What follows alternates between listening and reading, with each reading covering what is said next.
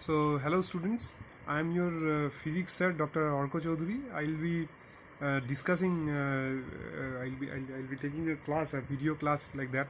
I think that will be the easiest option available for me right now.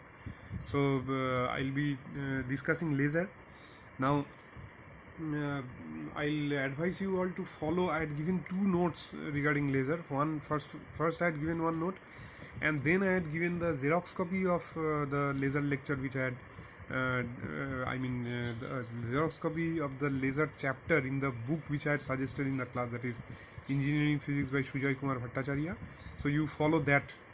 I'll be following that one while I'll teach you. So what is laser? It is the full form of laser is light amplification by stimulated emission of radiation. So uh, I mean I'll be gradually discussing these terms: light, then amplification, stimulated emission, radiation. All these things I'll discuss. So laser is, as you are seeing, that laser is a light. So what is the difference between laser light and ordinary light? Now, why actually why laser is so much important? So the thing is that the most important thing for laser is that laser is a highly coherent light, and ordinary light is not coherent at all. So then comes your regarding monochromaticity. Monochromaticity is like, for example, there I mean laser light is highly monochromatic. Monochromatic means, say suppose if you use the experiment which you have done in lab, that is sodium light neutron strings, where you use sodium light there. So what is the wavelength of sodium light? 5890 angstrom. Now if you use a ordinary sodium light, there will be a broadening like this kind of thing. This is called as, there are various kinds of broadening, that is natural broadening,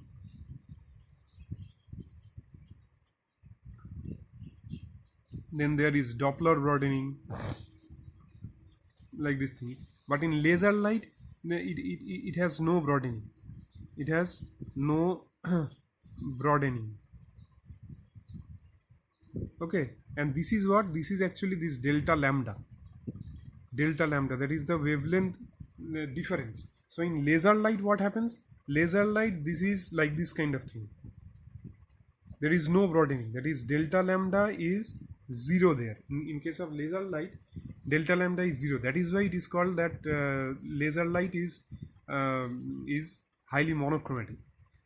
Okay, and coherent, I had discussed it in class during your interference, where I had taught you before diffraction, that coherence means there is either no phase difference, or the phase difference between two lights is zero. And then the most important part of laser is that it is highly directional.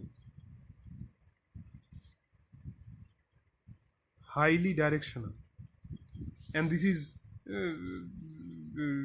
not directional. Now what does this mean? This means that suppose you use everybody of you has probably used a torch sometime. So if you use a torch is the light which comes out of a torch is an ordinary light. Now if you use that torch, what happens is that the light spreads. Okay, the light spreads in all directions. It spreads, it scatters in all directions. But laser light doesn't scatter. That is why it is called as highly directional. Means if you if you use a highly powerful laser, it can reach a long distance. It can reach 2 kilometer, 3 kilometer, 500 kilometer. It can reach. So that is why it is said that laser light is highly directional, and it doesn't scatter. Laser light doesn't scatter. like for example, where do you use laser? You use a laser generally as a pointer, laser pointer. Suppose somebody is giving a presentation, a talk in a class. So and you point out a particular thing in the board. So it will just directly point at that particular dot only. It is just like a dot. It will not scatter. But if you use a torch, if you ordinary torch light, then what will happen? If you direct it in the board, the light will scatter a lot. Okay, so the laser light doesn't scatter. It doesn't scatter at all. So this is the main property of laser. And another most important property of laser is that it has high intensity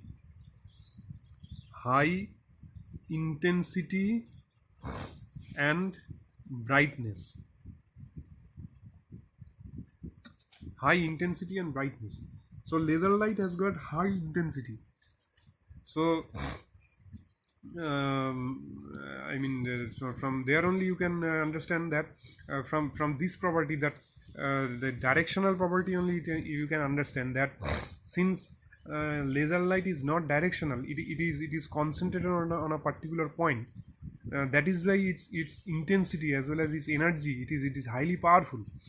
That is why you while in welding iron and in welding instruments, you need laser. Laser is sometimes also used to measure the distance between the earth and the moon. So this is the property of laser. It has got high intensity and brightness. Okay, so now let us come to this thing, that is these things I'll explain. So stimulated emission. So first, to understand emission, you need to understand what is absorption. So what is absorption? Suppose you have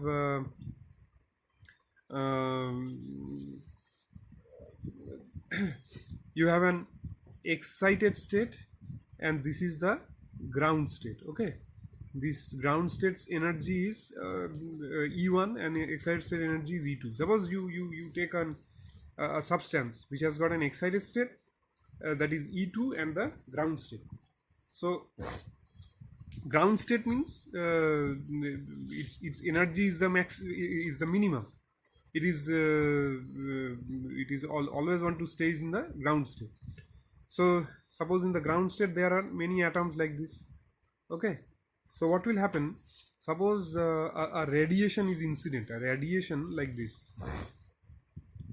a radiation of energy. So now here I want to tell that what is radiation. Here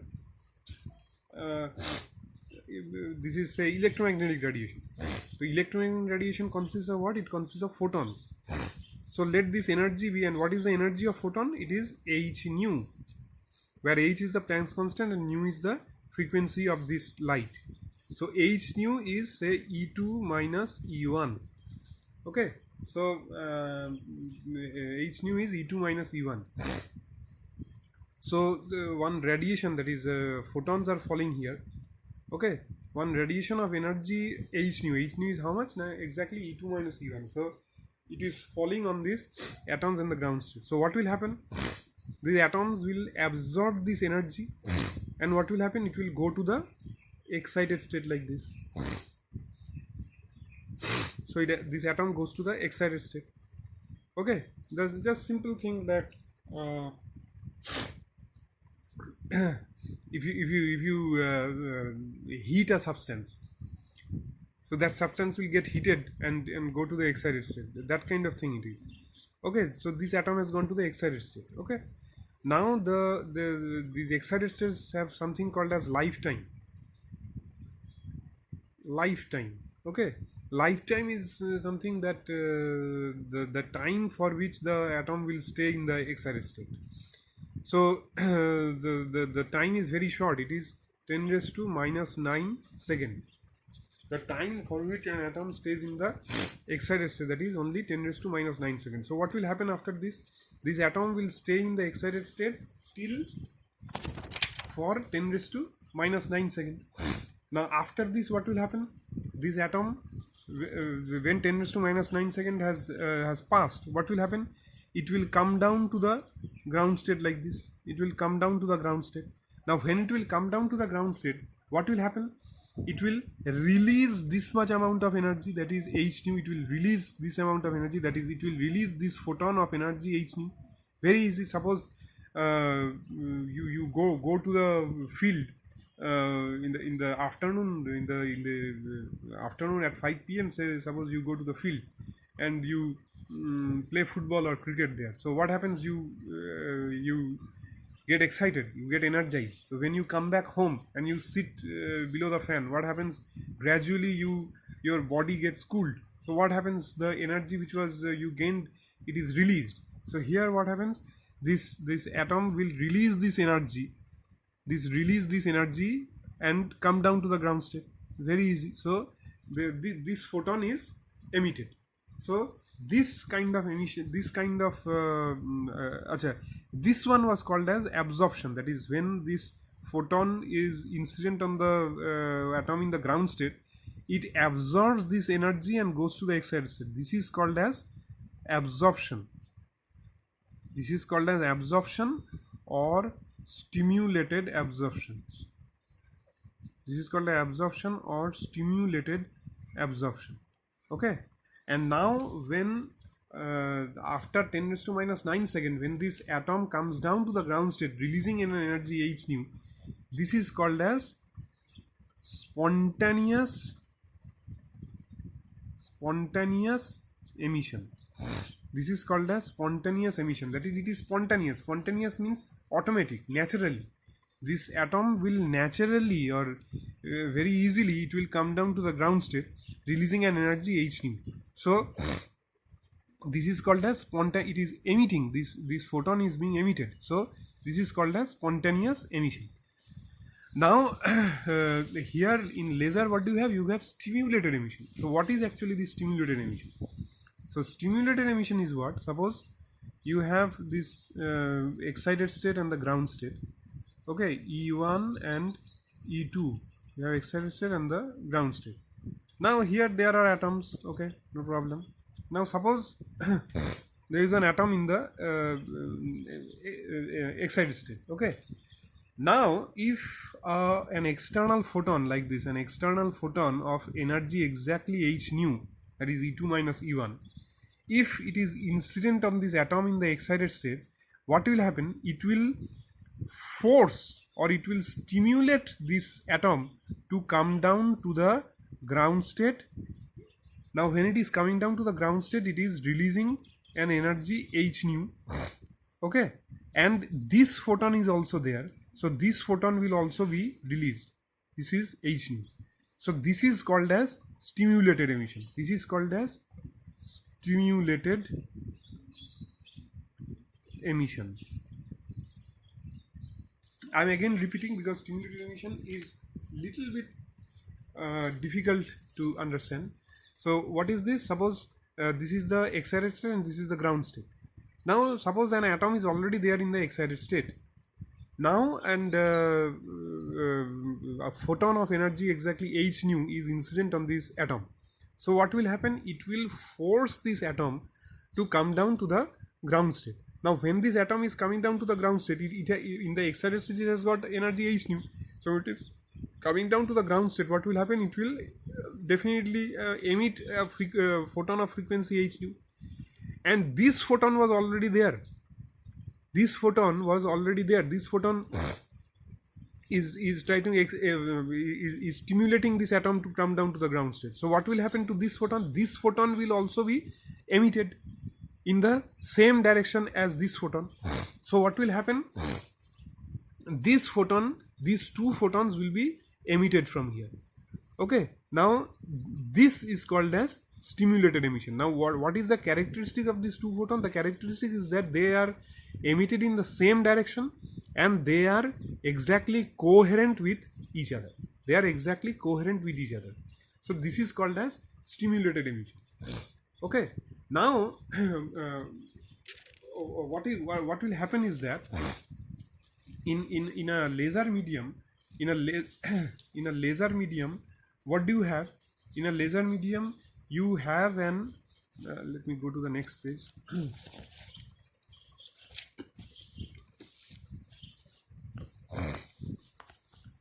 You have an active medium like this.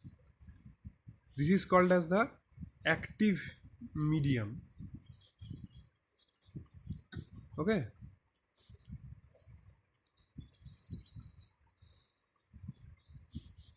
You have got a mirror here.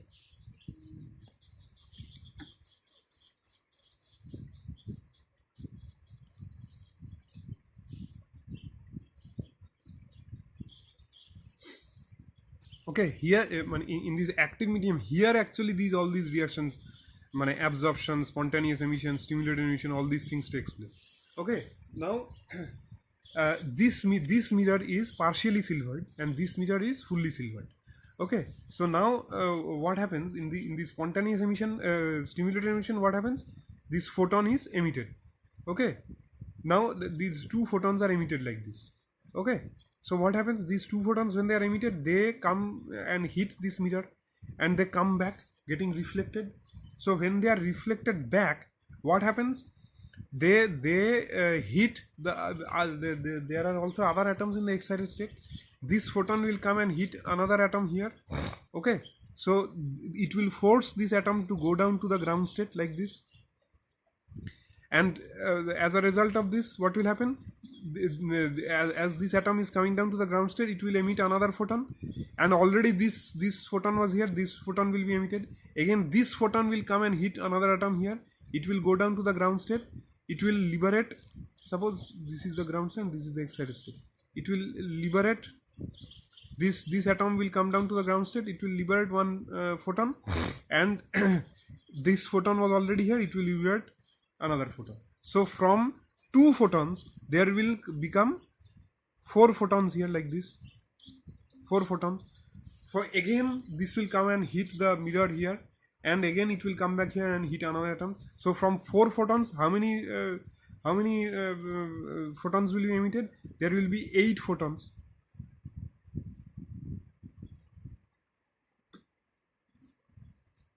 There will be 8 photons. From 8 there will be 16. From 16 there will be 32, like this. So as a result of which, huge amount of photons will be liberated. That is why I told you that laser is highly intense and highly energetic.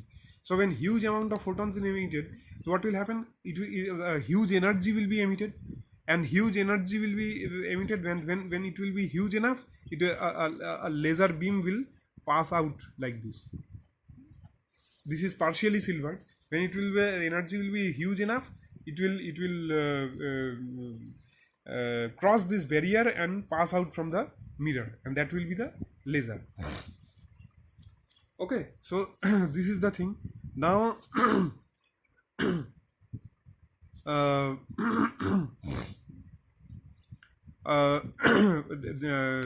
there will be a problem here. What is the problem? The problem is that, as I said, that there are 2 energy levels, the ground state and the excited state, E1 and E2. Now, for this laser action to happen, there must be a large number of atoms in the excited state, because for laser action to happen, you need what? Stimulated emission. You need stimulated emission to occur. So for stimulated emission to occur, you need a lot of atoms in the excited state. Now large number of atoms cannot be there in the excited state. All maximum atoms will be there in the ground state. Why? Because of this relation, Boltzmann distribution function, n2 by n1 is equal to e to the power of minus e2 minus e1 by kt, where E2 is the energy of the excited state, E1 is the energy of the ground state. Now you see here E2 is greater than E1. Okay, so this thing E2 minus E1, this thing is negative. E to the power minus thing will be negative. So ultimately this total thing will be negative. So what does this prove? That N2 must be much less than N1. N2 must be much less than N1. But for this laser action to take place, N2 for laser action to take place, N2 must be much greater than N1. So you have to do something for which the amount of atoms in the excited state must be greater than the amount of atoms in the ground state. Okay, so I mean, this is called as population inversion. This is called as population inversion. That is inversion of the population. That is, the amount of atoms in the excited state must be larger than the amount of atoms in the ground state. So this is called as population inversion. And another problem here is there. That is, the problem is what? Now suppose these atoms have gone to the excited state. Okay, we have done population inversion. Now because of population inversion, the amount of atoms in the excited state is larger than that in the ground state. Okay, there are large number of atoms in the excited state than that in the ground state. But what will happen here is that the lifetime of the excited state is much less. That is 10⁻⁹ second only. So within a very short time, these atoms will come down to the ground state. Now what will happen, that suppose this photon has gone to this mirror here, and this by the time this photon comes back and comes here, all the atoms have gone down to the ground state. So which one it will hit? It will not hit anyone. So that is why laser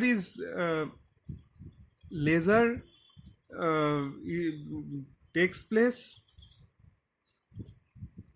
in a 3-level system, where you have got a state in the middle which is called as the metastable state. This is the ground state, this is the excited state, and this is the metastable state. And metastable state, the lifetime of metastable state is how much? 10⁻³ second. This is 10⁻⁹ second, and this is 10⁻³ second. So what will happen here is that these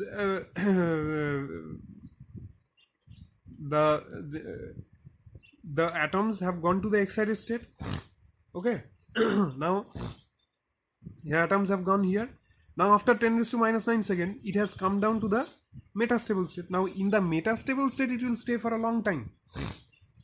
In a metastable state, this will stay for a long time, and there will be no problem in the laser to happen. Now from here in the metastable state, suppose one has come down here, so this photon will be emitted, and there is a mirror here.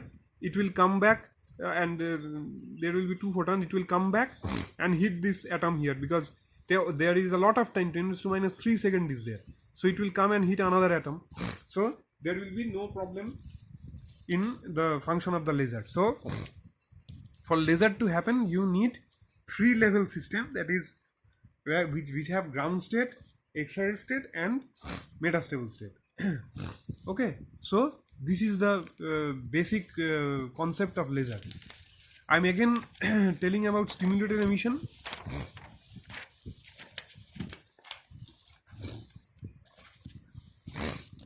So what is stimulated emission? This is the excited state, and this is the ground state.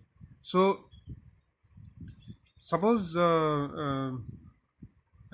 when atom is in the excited state, one external photon of energy hν is coming and hitting this atom in the excited state. So what will happen? It will force this atom to come down to the ground state. Now when it is coming down to the ground state, it will definitely emit this photon of energy hν. And what happens to this photon? This photon is also there. So this will be also traveling in the same direction as this photon. And what will happen? They will hit this mirror here and then come back, and it will come and hit another atom here. Okay, so from that, when that atom will come down, again 2 photons will be emitted. So from these 2 photons, another 2 photons will be emitted, that is 4 photons. So from 4 photons there will be 8 photons, from 8 photons there will be 16 photons, from 16 photons there will be 32 photons, like that. So in this way the intensity of laser is increased. And another problem is there, that is uh, when this atom goes to the excited state, and suppose a stimulated emission is happening, so it is coming down, and this photon is emitted and another photon is emitted, so they hit this mirror and come back. Now when they come back, what will, if they don't see any other atom here, what will happen? The photons will not get increased. Okay, the photons will not get increased, so that is why it will, nothing will happen. So for that you need a lot of atoms in the excited state. But according to this Boltzmann distribution function, n2 will be much less than n1. So you need to do something so that the population is inverted, that is population inversion is caused. So that is what the n2 must be greater than, much greater than n1. Okay, so there are various processes of I mean this has to be done artificial. Naturally, in the by natural process, the number of atoms in the ground state must be much greater than the number of atoms in the excited state. So this is a natural process. But for laser action, the condition of laser action, there must be population inversion. So for that you need to do something artificial process. So what are those processes? That process is called as pumping. That process is called pumping. So there are various processes by which this pumping takes place. So what are those processes? Number one is optical pumping. Number one is optical pumping. What is optical pumping? Optical pumping is that, suppose you have got a, suppose in Ruby laser, which I will do after some time. In Ruby laser you have got a xenon flash lamp. Okay, you have got a xenon flash lamp. That is, here this is the active medium and these are the mirrors. Here you have got, in this one here you have got a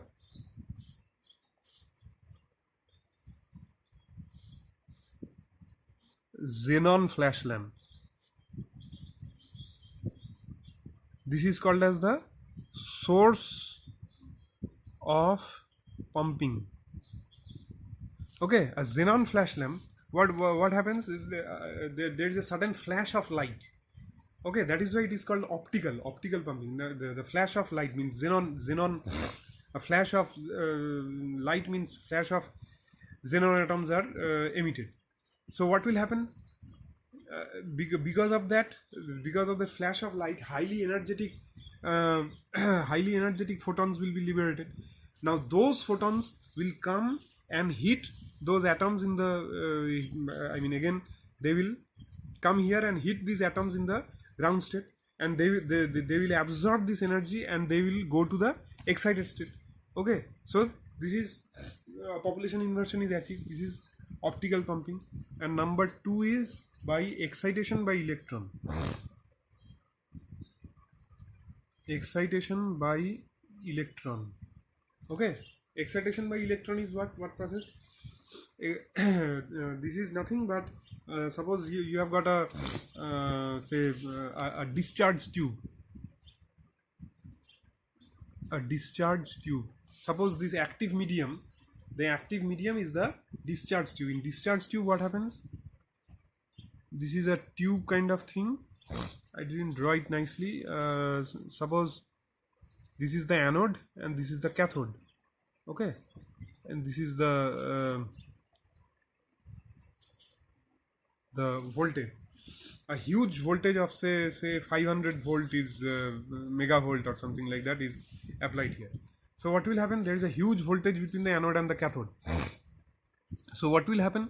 The electrons will be liberated from the cathode, and from the cathode the electrons will be liberated, and electrons will be of high energy.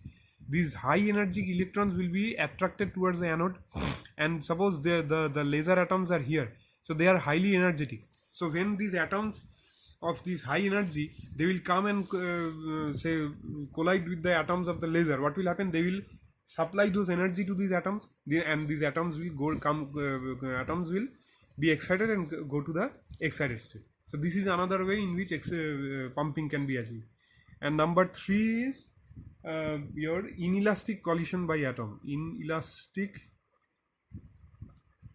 collision by atoms. This is another process.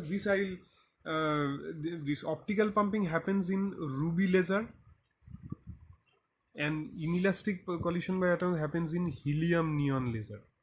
So this one, the third one, I will describe when I will be doing helium neon laser. And this metastable state, let me explain again. What is this metastable state? Suppose this pumping has happened and population inversion has taken place. Okay. Now the atoms will, in the excited state, stays there only for 10 raised to minus 9 seconds. So what will happen? Within 10 raised to minus 9 seconds it will come down. So if some photon is here, now photon comes here and hits the mirror here, it will come back, and when it comes back, it will not see any other atom here in the excited state. All have gone down to the ground state. So if there is another state whose there needs to be another state whose the lifetime is much greater than that in the excited state. Okay, so then what will happen? It will come down to the from the excited state, it will come down to the metastable state after 10 raised to minus 9 seconds. Okay, now what will happen here? Here now, if some photons are liberated here, it will come back, and there another atoms will be staying here. Okay, so that is why this metastable state is very important.